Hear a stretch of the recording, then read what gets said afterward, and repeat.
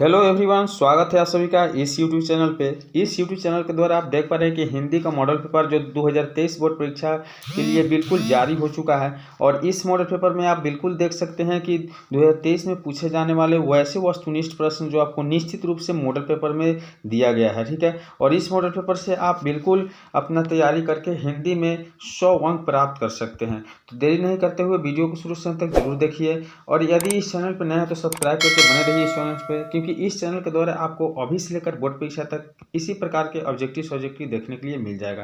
तो चलिए हम देखते हैं कि वस्तुनिष्ठ प्रश्न जो दिया हुआ है इसमें हम लोग 1 से 50 प्रश्न आज देखेंगे, जो बिल्कुल आप 1 से 50 प्रश्न OMR शीट में भरकर आए और अच्छा मार्क्स प्राप्त करें। तो चलिए देखते हैं कि पहला प्रश्न क्या है। तो पहला प्रश्न दिया हुआ है कि अगेय का जन्म कब हुआ। तो अगेय का जन्म आपको 1911 ईस्वी में हुआ था, ठीक है। अगला प्रश्न देखते हैं कि दिया हुआ है कि दिनकर की किस कृति के लिए ज्ञानपीठ पुरस्कार मिला है। दिनकर की कौन सी कृति है जिसके लिए ज्ञानपीठ पुरस्कार मिला है। इसका सही जो उत्तर आंसर है क्या है, उर्वशी है।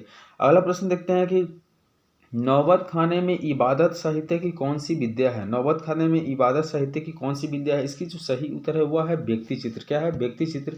अगला प्रश्न देखिए, दिया हुआ है कि प्रेमघन अपना आदर्श किसे मानते थे। प्रेमघन अपना आदर्श किसे मानते थे। इसका बिल्कुल जो सही उत्तर है भारतेंदु हरिश्चंद्र को मानते थे। किनको मानते थे, भारतेंदु हरिश्चंद्र को मानते थे। इस वीडियो में महत्वपूर्ण प्रश्न लेकर आए, इसलिए वीडियो को अंत तक जरूर देखिएगा। देखिए अगला प्रश्न दिया हुआ है कि भारत माँ के श्रेष्ठ मुख की तुलना कवि ने किससे की है। तो भारत माँ के श्रेष्ठ मुख की तुलना कवि ने छायायुक्त चंद्र से की है। किससे की है, छायायुक्त चंद्र से की है। अगला प्रश्न देखिए, दिया हुआ है कि मिट्टी की अबोध मूर्तें कौन है। मिट्टी की अबोध मूर्तें कौन है। तो बिल्कुल इसका जनता है, सही उत्तर है। अगला प्रश्न देखिए कि हिरोशिमा कविता किसकी चित्रण करती है। हिरोशिमा जो कविता है किसकी चित्रण करती है। इसका जो बिल्कुल सही उत्तर है वह ऑप्शन डी, अर्थात आधुनिक सभ्यता की दुर्दरता मानवीय विभिन्नता को, ठीक है। अगला प्रश्न देखिए, दिया हुआ है कि बिस्मिल्लाह खां के साथ किस मुस्लिम पर्व का नाम जुड़ा हुआ है। बिस्मिल्लाह खां जो है उनके साथ किस मुस्लिम पर्व का नाम जुड़ा हुआ है। इसका जो बिल्कुल सही उत्तर है आपका मुहर्रम। क्या है, मुहर्रम है। अगला प्रश्न देखिए, महात्मा गांधी के अनुसार उदात्त व बढ़िया शिक्षा क्या है। महात्मा गांधी का अनुसार उदात्त व बढ़िया शिक्षा क्या है। इसका जो बिल्कुल सही उत्तर है ऑप्शन सी, अर्थात अहिंसक प्रतिरोध। क्या है, अहिंसक प्रतिरोध। अगला प्रश्न देखिए, दिया हुआ है कि वाणी कब 20 के समान हो जाती है। वाणी कब 20 के समान हो जाती है। इसका बिल्कुल जो सही उत्तर है आपका ऑप्शन यह था, राम नाम के बिना। किसके बिना, राम नाम के बिना वाणी जो है 20 के समान हो जाती है। अगला प्रश्न देखिए, दिया हुआ है कि रसखान के रचना काल के समय किसका राज्यकाल था। रसखान जब रचना काल करते थे उस समय किसका राज्यकाल था। इसका बिल्कुल जो सही उत्तर है आपका ऑप्शन सी, अर्थात जहांगीर का। किसका था, जहांगीर का। कवि ने पराजन्य किसे कहा है। कवि ने पराजन्य किसे कहा है। इसका बिल्कुल जो सही उत्तर है ऑप्शन सी, अर्थात बादल को कहा है। वीडियो को शुरू से अंत तक जरूर देखिएगा। यदि चैनल को सब्सक्राइब नहीं किया तो बिल्कुल सब्सक्राइब कर लीजिएगा। अगला प्रश्न देखिए, दिया हुआ है कि साहित्य की परंपरा का पूर्ण ज्ञान किस व्यवस्था से संभव है।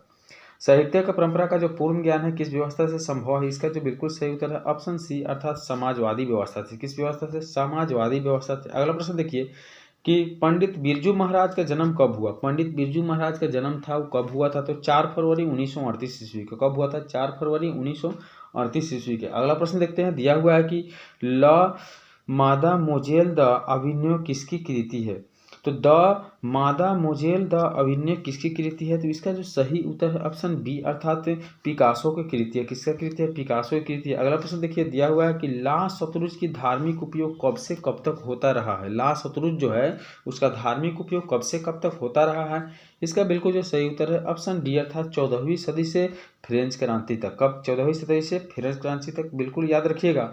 अगला प्रश्न देखिए, दिया हुआ कि मछली कहानी में किस वर्ग का चित्रण है। मछली जो कहानी इसमें किस वर्ग का चित्रण है। इसका बिल्कुल जो सही उत्तर है आपका ऑप्शन सी, अर्थात निम्न मध्यवर्गीय परिवार का। किसका, निम्न मध्यवर्गीय परिवार का। अगला प्रश्न देखिए, दिया हुआ है कि बहादुर लेखक के घर से अचानक क्यों चला गया। बहादुर जो था लेखक के घर से अचानक क्यों चला गया। इसका बिल्कुल जो सही उत्तर है स्वयं के प्रति लेखक तथा उसके घर वालों को व्यवहार से परिवर्तन के कारण जो है बहादुर घर से चला गया। अगला प्रश्न देखिए, दिया हुआ है कि सहजात वृत्तियां किसे कहते हैं। सहजात वृत्तियां किसे कहते हैं। इसका बिल्कुल जो सही उत्तर है ऑप्शन बी, अर्थात अनजान स्मृतियों को। किससे कहते हैं, अनजान स्मृतियों के। अगला प्रश्न देखिए, दिया हुआ है 20वें प्रश्न की नागरी लिपि के आरंभिक लेख हमें कहाँ से मिले हैं। नागरिक लिपि के आरंभिक लेख हमें कहाँ से मिले हैं। इसका बिल्कुल सही उत्तर है ऑप्शन सी, अर्थात दक्षिणी भारत से। कहाँ से मिला है, दक्षिणी भारत से। अगला प्रश्न देखिए कि बेतवा दान पत्र किस राज्य का है। मतलब किस समय का है। बेतमा दान पत्र जो है किस समय का है, इसका जो बिल्कुल सही उत्तर है ऑप्शन है अर्थात 1020 ईस्वी का। कब का है, 1020 ईस्वी का। अगला प्रश्न देखिए, दिया हुआ कि पंडित बिरजू महाराज लखनऊ घराने की किस पीढ़ी के कलाकार है। पंडित बिरजू महाराज जो है लखनऊ के किस घराने का कलाकार है, इसका बिल्कुल जो सही उत्तर है ऑप्शन बी अर्थात 7वीं पीढ़ी के। किस पीढ़ी के, 7वीं पीढ़ी के। अगला प्रश्न देखिए, दिया हुआ है कि सीता के बेटों ने सीता को कितने रुपए माहवारी खर्च देने का निर्णय लिया था। सीता के बेटा कितने रुपए देने का निर्णय लिया था, इसका बिल्कुल जो सही उत्तर है 50 रुपया महीना पर देने का निर्णय लिया था। अगला प्रश्न देखिए, दिया हुआ कि उत्तर भारत से नागरी लिपि के लेख कब से मिलने लगते हैं। उत्तर भारत से नागरी लिपि के लेख जो है आपको 8वीं सदी से मिलने लगते हैं। किस सदी से, 8वीं सदी से। अगला प्रश्न देखिए, दिया हुआ कि बहादुर को कितने रुपए का चोरी का इल्जाम लगाया गया था। बहादुर पर जो चोरी का इल्जाम लगा था वो कितने रुपए का लगा था, तो बिल्कुल आपको 11 रुपए का लगा हुआ था। अगला प्रश्न देखिए, दिया हुआ है कि बुढ़ापा में कौन सा प्रत्यय है। बुढ़ापा में कौन सा प्रत्यय, इसका बिल्कुल जो सही उत्तर है आपको पा प्रत्यय है। अगला प्रश्न देखिए, निम्नलिखित शब्दों में कौन सा शब्द शुद्ध है। इसमें शुद्ध शब्द को आपको पहचानना है। निम्नलिखित शब्दों में कौन सा शब्द शुद्ध है, इसका जो बिल्कुल सही उत्तर है वह क्या है, तो इसका जो सही उत्तर है ऑप्शन बी अर्थात उच्छ्वास जो है बिल्कुल सही शब्द है। अगला प्रश्न देखिए, दिया हुआ है कि निम्नलिखित शब्दों में कौन सा शब्द शुद्ध है। निम्नलिखित शब्द में कौन सा शब्द शुद्ध है, इसका बिल्कुल जो सही उत्तर है वह है ऑप्शन ए अर्थात चरमोत्कर्ष। क्या है, चरमोत्कर्ष। अगला प्रश्न देखिए, दिया हुआ है कि निम्नलिखित वाक्यों में कौन सा वाक्य शुद्ध है। निम्नलिखित वाक्यों में कौन सा वाक्य शुद्ध है, इसका बिल्कुल सही उत्तर है ऑप्शन सी अर्थात फूलों की एक माला ला दीजिए। क्या है, फूलों की एक माला ला दीजिए। अगला प्रश्न देखिए, दिया हुआ है कि अकल पर पत्थर पड़ना मुहावरे का सही अर्थ क्या है। अकल पर पत्थर पड़ने का सही अर्थ जो है ऑप्शन डी अर्थात बुद्धि भ्रष्ट हो जाना। क्या है, बुद्धि भ्रष्ट हो जाना। अगला प्रश्न देखिए कि वर्ण कितने प्रकार के होते हैं। वर्ण कितने प्रकार के होते हैं, इसका बिल्कुल जो सही उत्तर है ऑप्शन ए अर्थात 2 प्रकार के होते हैं। अगला प्रश्न देखिए कि दिया हुआ है कि स्वर्ण वर्णों की संख्या कितनी है। स्वर्ण वर्णों की संख्या कितनी है, इसकी बिल्कुल जो सही उत्तर है ऑप्शन ए अर्थात कितना है, 10 है। ठीक है। अगला प्रश्न देखिए, दिया हुआ कि व्यंजन वर्ण कितने हैं। व्यंजन वर्ण कितने हैं, इसका बिल्कुल जो सही उत्तर है आपका 33 है। कितने हैं, तो व्यंजन वर्ण बिल्कुल आपको 33 है। अगला प्रश्न देखिए, दिया हुआ है कि क का उच्चारण स्थान क्या है। क का उच्चारण स्थान क्या है, इसका जो बिल्कुल सही उत्तर है ऑप्शन डी अर्थात कंठ है। क्या है, कंठ जो है क का उच्चारण स्थान है। अगला प्रश्न देखिए, दिया हुआ है कि स वर्ण का उच्चारण स्थान क्या है, अर्थात तलावे से जो वर्ण है उसका उच्चारण स्थान क्या है, इसका जो बिल्कुल सही उत्तर है वह आपका क्या है, तो ऑप्शन ए अर्थात तालु है। क्या है, ऑप्शन ए अर्थात तालु है। अगला प्रश्न देखिए, दिया हुआ है कि छ और स वर्ण का उच्चारण स्थान है, तो छ और स का उच्चारण स्थान है ऑप्शन सी अर्थात तालु से होता है। अगला प्रश्न देखिए कि म का उच्चारण स्थान क्या है।